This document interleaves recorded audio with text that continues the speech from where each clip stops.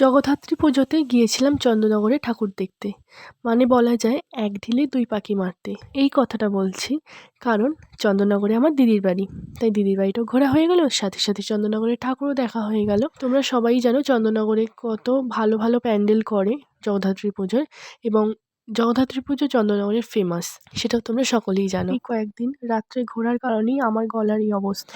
প্রথমে আমি নবমীর দিনকে দিদির বাড়িতে গিয়েছিলাম, সেদিনই ঠাকুর দেখতে শুরু করেছি। বিকেল 4:30-র সময় আমরা বেরিয়ে মানকুণ্ডুটা কিছুটা কভার করে ফিরে পড়েছিলাম। তারপর আবার বেরিয়েছিলাম চন্দননগরে ঠাকুরগুলো দেবো বলে। সেটা পরের ভিডিওতে আসছে। একটা ভিডিওতে তো সবটা দেখানো সম্ভব নয়, যতটুকু শেয়ার করতে পারলাম এই ভিডিওতে করলাম। কারা কারা কোথায় ঠাকুর দেখলে আমাকে কমেন্ট করে জানিও, আর চন্দননগরে কারা গিয়েছিলে সেটাও জানিও। তোমরা অনেকেই আছো যারা আমার ভিডিও দেখছো কিন্তু সাবস্ক্রাইব করোনি, তারা প্লিজ আমার চ্যানেলকে সাবস্ক্রাইব করে নাও। আর দেখা হচ্ছে নেক্সট ভিডিওতে। টাটা। সবাই খুব ভালো থেকো, সাবধানে থেকো।